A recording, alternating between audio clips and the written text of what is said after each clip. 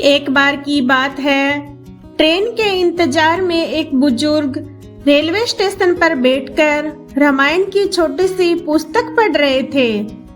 तभी वहां ट्रेन के इंतजार में बैठे एक नव दंपति जोड़े में से उस नवयुवक ने कहा, बाबा, आप इन सुनी सुनाई कहानी कथाओं को पढ़कर क्यों अपना समय बर्बाद कर रहे हो?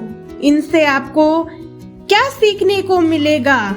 अगर पढ़ना ही है तो इंडिया टुडे पढ़ो, अखबार पढ़ो, फिल्मी मैगजीन पढ़ो और बहुत सारी चीजें हैं जो आपको दुनियादारी की बात सिखाती है, व्यावहारिक ज्ञान देती है, उन्हें पढ़ो। क्या ये फालतू की दकियानुसी और आउटडेटेड किताब पढ़ रहे हो? इतने में अचानक ट्रेन आ गई।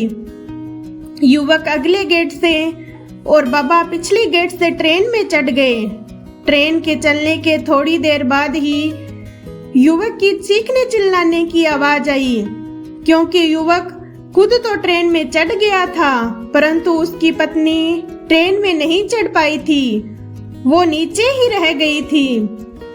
तभी बाबा ने कहा, बेटा, तुमने इंडिया टुडे अखबार व अन्य सैकड़ों पुस्तकों को पढ़ने की बजाय अगर रामायण पढ़ी होती तो तुम्हें ज्ञात होता कि राम सका तब नाव मंगाई, प्रिया चढ़ाई चढ़े रघुराई।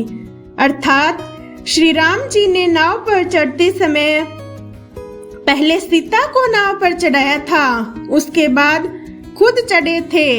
अतः तुम भी पहले अपनी पत्नी को ट्रेन में चढ़ाते, उसके बाद खुद चढ़ते तो तुम्हारे साथ यह घटना नहीं होती। इस लेख का सार यह है कि हिंदुस्तान की लाखों सालों से वैदिक सनातन धर्म संस्कृति, हमारे वेद, 4 उपवेद, वेदांग, ब्राह्मण ग्रंथ, रामायण, मनुस्मृति, भागवत गीता आदि सब कुछ इंसान को इंसान बनने और इंसानियत सिखाते हैं। जो बात हमारे ग्रंथ वह सनातन धर्म सिखाता है वह आज की तथाकथित मॉडल वस्तुओं में नहीं है। आज आदमी को पढ़ना तो आ गया, पर क्या पढ़ना है ये नहीं आया। जीवन तो मिल गया, पर जीना कैसे है ये नहीं आया। ज्यादातर लोग सांस लेने वाले मुर्दे ही हैं।